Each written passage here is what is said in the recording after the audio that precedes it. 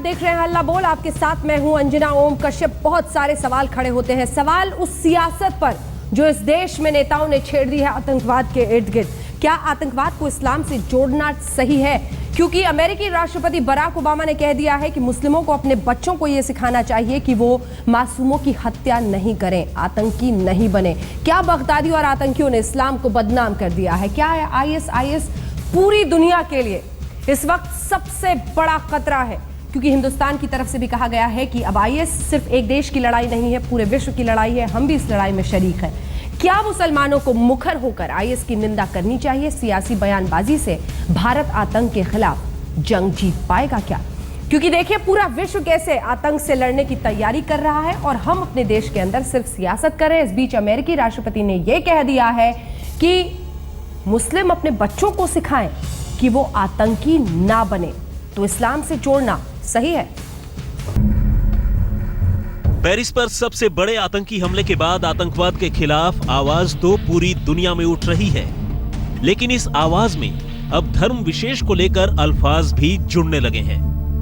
दुनिया के सबसे कद्दावर मुल्क के राष्ट्रपति बराक ओबामा ने साफ शब्दों में कहा है कि आईएस के आतंक की जिस तरह की भर्त्सना मुस्लिम समाज में होनी चाहिए वैसी नहीं हो रही है।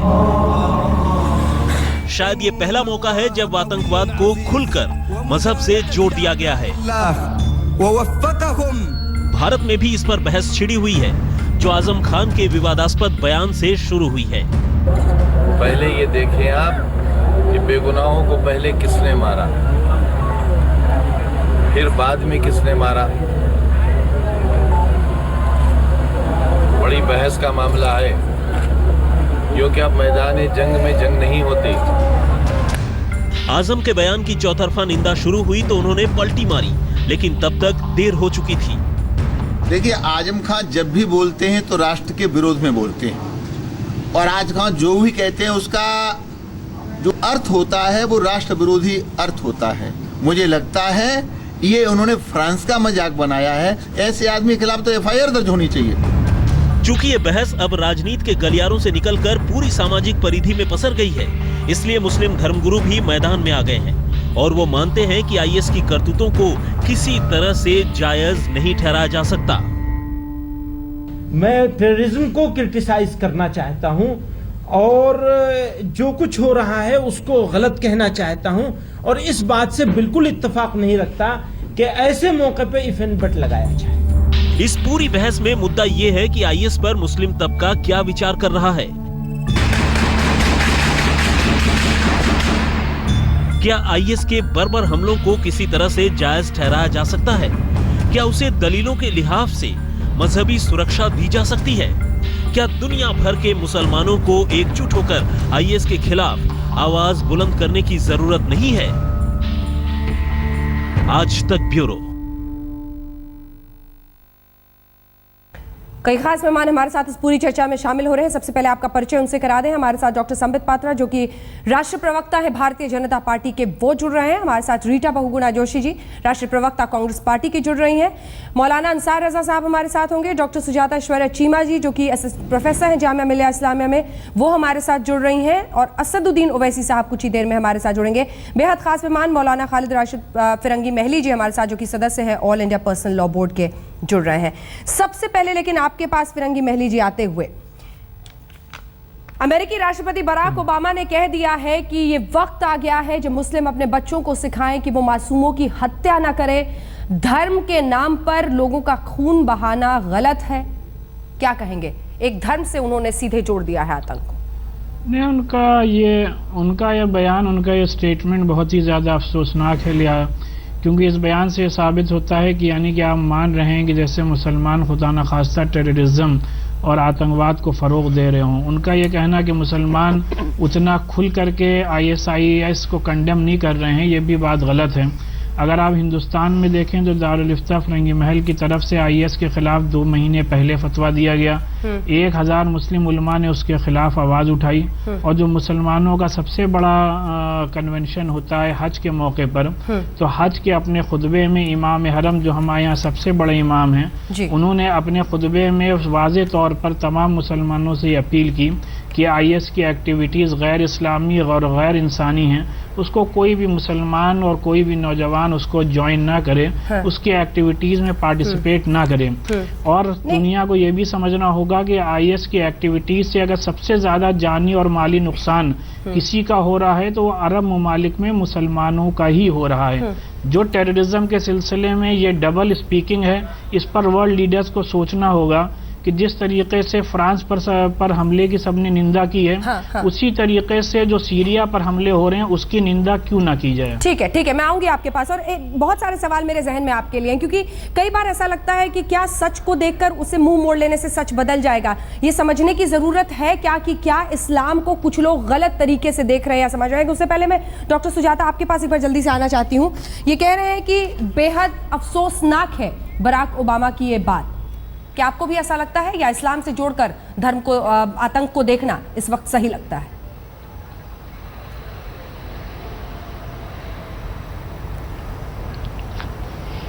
देखिए, शिक्षा बहुत ही क्रिटिकल है ये टेररिज्म के मामले में।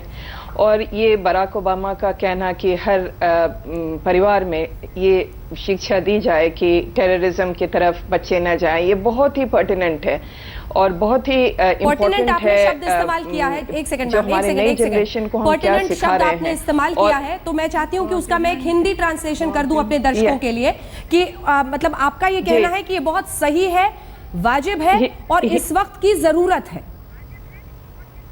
सही है और वाजिब है और बिल्कुल और वक्त की जरूरत है कि हम अपने बच्चों को सिखाएं। और हर धर्म के लोग, हर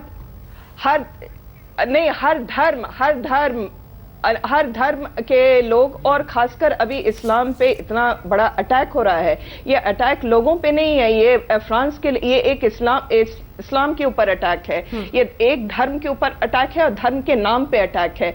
तो इसके लिए ये हमें ये करना होगा कि हम अपने बच्चों को सिखाएं कि कहाँ हम अपने धर्म को इंटरप्रेट करने में और कहाँ उसको समझने में कहाँ हमारी गलती हो रही है और किस गलत रास्ते पे नहीं जाएं। हमारी जो शिक्षा होगी, एजुकेशन होगा, वो घर से ही शुरू होगी। और आज ये मुस्लिम और इस्लाम के लिए खासकर रेलेवेंट है। आपकी बात समझ में आ गई है। तमाम आने मेहमान भी हमारे साथ जुड़ गए हैं। असदुद्दीन ओवैसी साहब, मैं अब सीधे आपके पास आना चाहती हूँ। ओबामा साहब ने ये कह दिया है कि मुस्लिमों को अपने बच्चों को सिखाना चाहिए कि वो मासूमों की हत्या ना करें।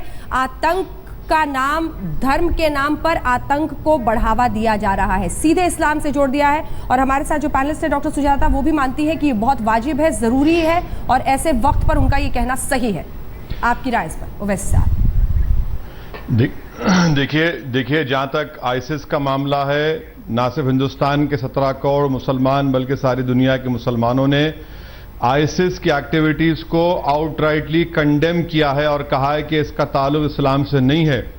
दूसरी बात, ये दूसरी मर्तबा ओबामा कह रहे हैं, इससे पहले वो यूनाइटेड नेशंस में कह चुके हैं। मगर क्या ओबामा हमको ये बताएंगे कि इराक में जब वो उनकी फौज गई थी अमेरिका की, इंस्टेबल क्यों छोड़कर आ गए? लीबिया में गए, इंस्टेबल छोड़कर क्यों आ गए? वही इंस्टेबिलिटी की वजह से आज अफगानिस्तान में भी कल कुछ हो सकता है। तो क्या इसकी जिम्मेदारी यूएस पर नहीं है?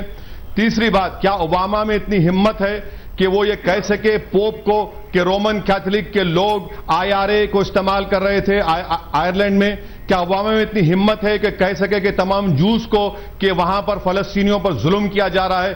देखिए, ये कोई वफादारी की निशानी नहीं है कि मुझे बार बार कहना पड़े कि मैं आईसिस के खिलाफ हूं।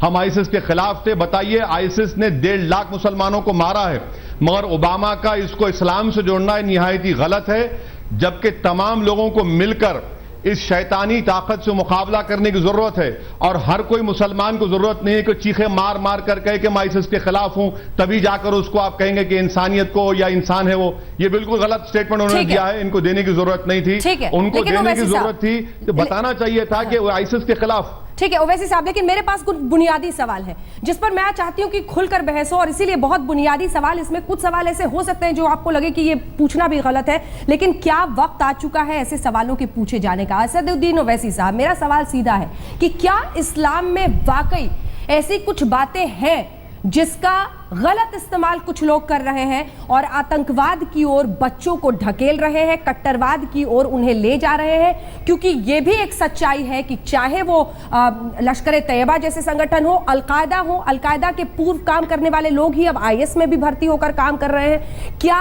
एक मजहब का इस्तेमाल, गलत इस्तेमाल ही सही, जानबूझकर आतंक के लिए हो रहा है? नहीं, हरगिज नहीं, ये झूठ है। अगर कोई इस्लाम को इस्तेमाल कर रहा है तो गलत इस्तेमाल कर रहा है। इस्लाम का दहशतगर्दी से कोई ताल्लुक नहीं है।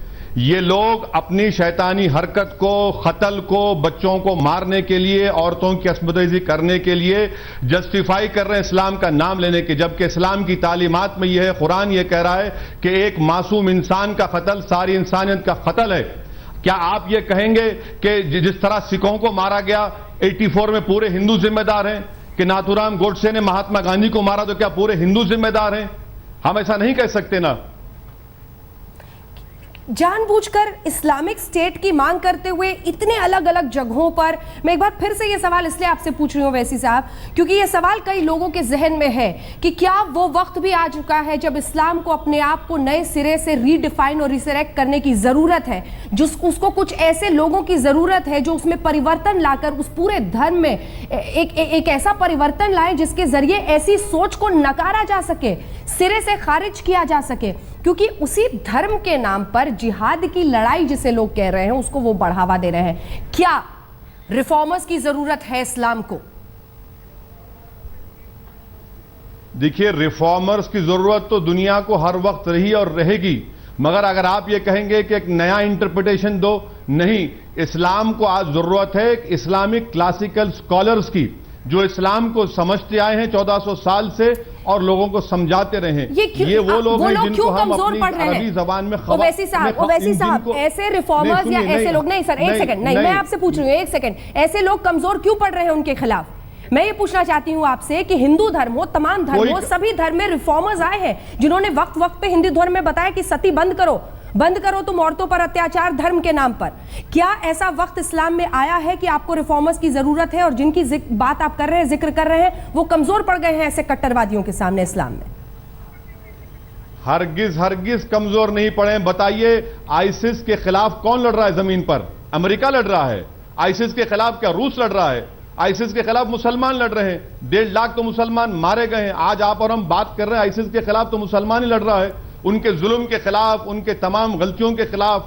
आप आसमान से एरोप्लेन से बम डालकर भाग रहे हैं। आईसिस अगर पैदा हुआ तो यही वेस्टर्न कंट्रीज की वजह से पैदा हुआ।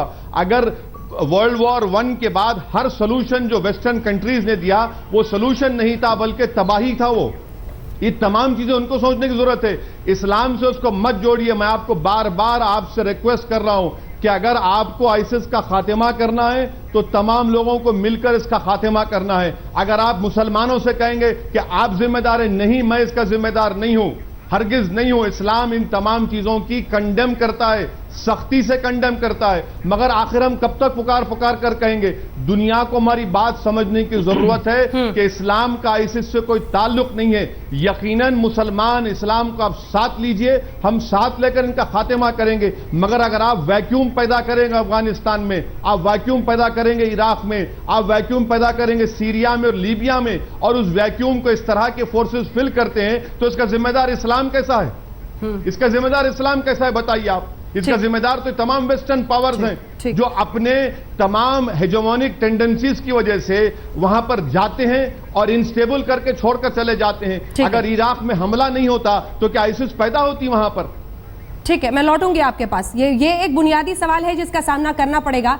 और इस बीच संबित पात्रा जी, आपसे और रीटा बहुगुणा जोशी जी से मैं जल्दी से उस सवाल पर आना चाहती हूं जो सियासत हम देश में कर रहे हैं। साक्षी महाराज आतंकवाद के खिलाफ इस देश की लड़ाई को मजबूत कर रहे हैं, जब वो आजम खान को आतंकी कह रहे हैं, ये कब बंद होगा? संबित पात्रा जी, थक गई हूं मैं रोज रोज बैठकर आपसे ये सवाल पूछते हुए। आपके सांसद हैं, वो इस देश की संसद में पहुंचाया है आपने उनको अपनी पार्टी की टिकट पर।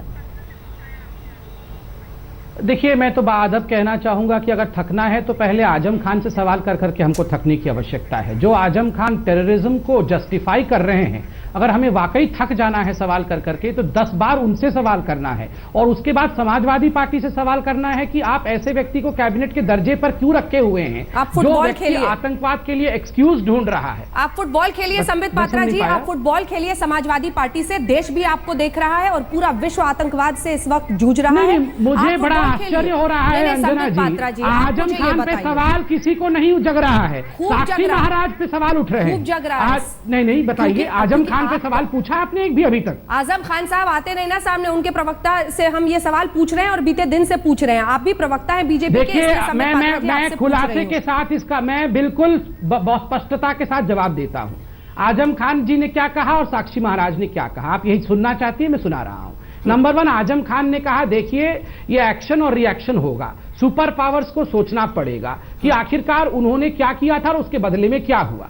साक्षी महाराज ने 2 चीजें कही। साक्षी महाराज ने कहा कि एफआईआर दर्ज हो जाना चाहिए क्योंकि ये जस्टिफाई कर रहे हैं, और दूसरा उन्होंने कहा कि आजम खान क्या आतंकियों की आवाज बता रहे हैं। यही आजम खान वो है जिनसे जब पूछा गया था कि आप जो मुलायम सिंह यादव का बर्थडे बना रहे हैं पैसा कहां से आ रहा है, इन्होंने कहा था तालिबान से आ रहा है, दाऊद इब्राहिम से आ रहा है। बीजेपी ने कहा था क्या दाऊद इब्राहिम से और तालिबान से आ रहा है। ठीक है सर, एक दिन हम और आप मिलकर आजम खान पर थीसिस लिखेंगे। मेरे सवाल का नहीं, थीसिस कोई नहीं लिखेगा। आप मेरे सवाल का जवाब नहीं दे रहे हैं और मैं आपको टोकूंगी। रीटा बहुगुणा जोशी जी के पास मुझे जाना है। रीटा जी, मणिशंकर अय्यर साहब देश की लड़ाई मजबूत कर रहे हैं आतंकवाद के खिलाफ ऐसे बयान देकर मोदी जी के खिलाफ। मुझे पूछ रही हैं? जी बिल्कुल रीटा जी। देखिए, सबसे पहले तो मैं बड़े प्रश्न पे अपनी 15 सेकंड की टिप्पणी देना चाहूंगी। ओबामा जी ने जो बयान दिया उससे बिल्कुल कांग्रेस पार्टी सहमत नहीं है, क्योंकि आप आतंकवाद को किसी भी मजहब से नहीं जोड़ सकते हैं। और हम लोगों ने बार बार इस बात को कहा है और यूएन ने भी, पूरे विश्व ने कहा कि आतंक को धर्म से जोड़ना बिल्कुल गलत है, मजहब से जोड़ना गलत है। ठीक है, आतंकवाद समाप्त होना चाहिए, जीरो टॉलरेंस होना चाहिए। विश्व ने इसके लिए अपने संकल्प किए हैं, वो पूरा किया जाना चाहिए। और ये बात भी सही है, देखिए क्या सीरिया से लाखों लोग यूरोप में शरणार्थी बन रहे हैं। आप यहाँ खंडन कर रही हैं क्या इस ऑफिशियल कोई बयान जारी किया है क्या कांग्रेस ने, क्या हम ओबामा की बात का समर्थन नहीं करते? मैं बात वो प्रवक्ता है, राष्ट्रीय प्रवक्ता है पार्टी जी की। निसगम मनि पमग नि पम ग स नि पम नि स प स। जहाँ तक याद आती रहेगी